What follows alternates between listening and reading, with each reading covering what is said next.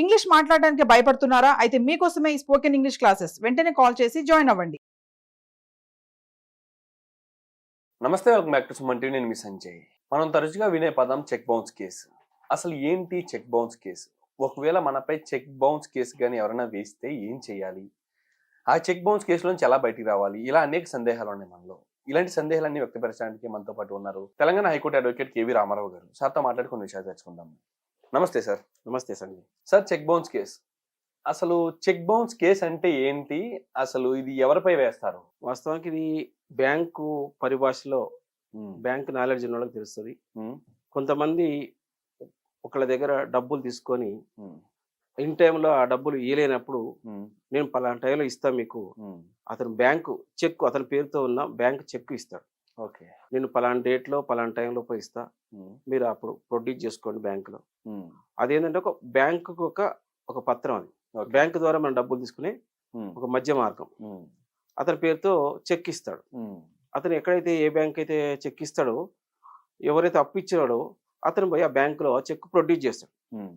Check produce చేసినప్పుడు ఎవరైతే మనకి ఆ చెక్ ఇచ్చాడో అతని అకౌంట్లో సఫిషియంట్ ఆ చెక్కుగా సరిపోడా డబ్బులు లేనప్పుడు బ్యాంకు చెక్ను బౌన్స్ చేస్తుంది. ఓకే, చెక్ బౌన్స్ అయిందంటాడు. అంటే మనీ లేకపోవడం, ఎవరైతే మనకి అప్పు డబ్బులు ఇవ్వాలో ఆ బౌన్స్ అయినప్పుడు అతను ఎవడైతే చెక్ ఇచ్చాడో అతను ఏం చేస్తాడంటే ఆ బ్యాంకు యొక్క మేనేజర్ని వాళ్ళని అప్రోచ్ చేసి ఒక మెమో తీసుకుంటాడు.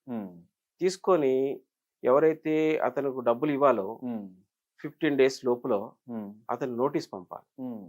నోటీస్ పంపితే అతను రిప్లై ఇచ్చి సరే మీకు మీ అమౌంట్ మీకు ఇస్తాను అని సరి చేసుకుంటే ఓకే.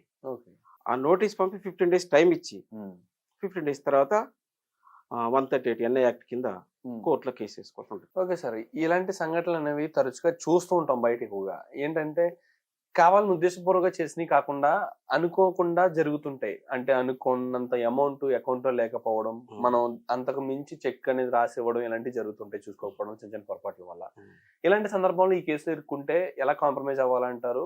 ఎలాగా సంథింగ్ బయటపడాలంటే? యాక్చువల్గా ఏ వ్యక్తి అయినా సరే దగ్గర డబ్బులు లేనప్పుడు చెక్ ఇచ్చేటప్పుడు ఇన్ కేస్ చెక్ ఇచ్చినా కూడా ఎవరికైతే అతను డబ్బులు ఇవ్వాలో అతని ద్వారా సంబంధాలు ఉంటే మాట్లాడుకొని, నేను ఇస్తాను చెక్కు మీకు ఇచ్చాను, ఇన్ టైంలో నాకు ఇప్పుడు దగ్గర డబ్బులు లేవు, మీరు ఇప్పుడు చెక్కుని ప్రొడ్యూస్ చేయకండి బ్యాంకులో అని మాట్లాడుకోవాలి. Okay, in case cheque bounce అయితే చాలా ఇబ్బందులు ఉంటాయి.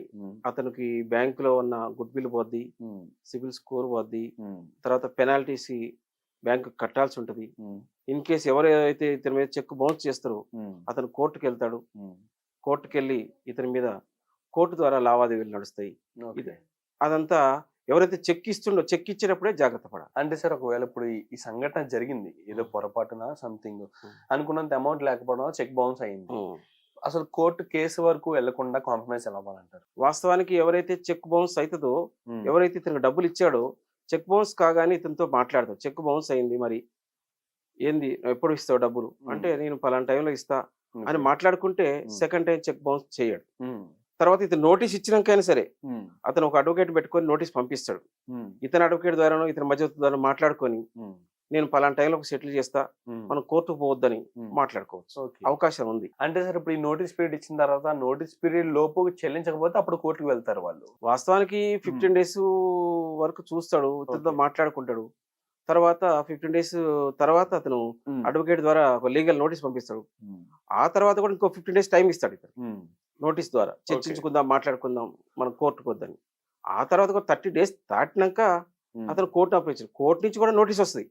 కోర్టు నుంచి నోటీస్ వచ్చినాక సరే ఇతను ఒక అడ్వకేట్ పెట్టుకుని అయినా లేదా కోర్టుకు అప్రోచ్ అయినా నేను పలానా టైంలో పే చేస్తా అంటే కోర్టు కూడా టైం ఇస్తుంది. ఓకే, ఒకవేళ సార్ ఇందులో నేరారోపణ అయితే సంథింగ్ ఉద్దేశపూర్వకంగానే కావాలని చెక్ బౌన్స్ అయ్యింది, ఆయన డబ్బులు చెల్లించడానికి కూడా నిరాకరించాలనుకున్న సందర్భంలో కోర్టు ఎలాంటి శిక్షలు వేసే అవకాశం ఉందంటారు? కోర్టులో రకరకాలు ఉంటాయండి. ఎవరైతే చెక్ ఇస్తాడో అతను నిజంగా అతను డబ్బులు తీసుకుంది లేనిది అన్ని చెక్ చేస్తుంది. ఇవాళ రేపు డబ్బులు ఇచ్చినోడికే ఇబ్బందులు ఎక్కువ ఉన్నాయి. నీకు ఈ మనీ ఎక్కడి నుంచి వచ్చినాయి, దీనికి విట్నెస్ ఏంది, ఈ మనీ ఎక్కడి ట్రాన్సాక్షన్ ఏంది, బ్యాంక్ ట్రాన్సాక్షన్ చూపించాలి, ఇది నిజంగా నీ డబ్బైనా అవాల డబ్బా, చాలా ఇబ్బందులు, డబ్బులు ఇచ్చినోడికి ఇబ్బంది ఉన్నాయి. ఇన్ కేస్ అన్ని ప్రూవ్ అయినాయి అనుకోండి, ఇన్ కేస్ ఎవడైతే డబ్బులు తీసుకున్నాడో అతనికి ఆస్తులు ఉన్నాయి అనుకోండి, అతను ఒక 10 లక్షల 20 లక్షల ఆస్తులు తగ్గ ఆ అమౌంట్ని అటాచ్ చేయొచ్చు. కోర్టు అటాచ్ చేస్తుంది. తర్వాత ఇన్ కేసు అతను డబ్బులు ఇవ్వలేని ఆస్తులు కూడా లేని పర్సన్స్ అయితే శిక్షార్హుడు అవుతాడు. కోర్టు 2 సంవత్సరాల నుంచి శిక్ష వేయొచ్చు.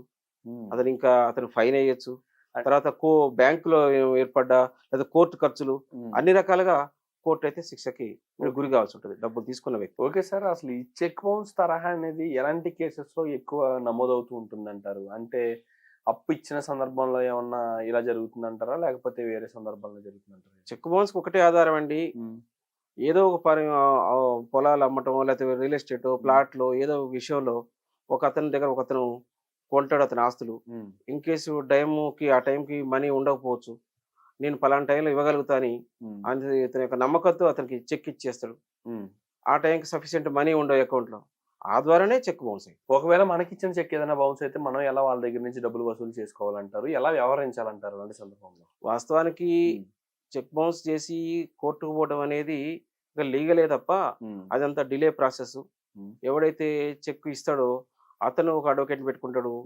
అతను దానికి పిటిషన్స్ చేసుకుంటూ పోతాడు. టైం డిలే చేస్తున్నాడు.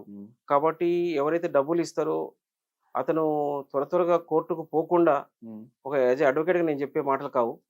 మనం పెద్దవాళ్ళ ద్వారానో మీడియేషన్ ద్వారానో వాళ్ళ కుటుంబాల ద్వారానో సెటిల్ చేసుకుంటే ఉత్తమం.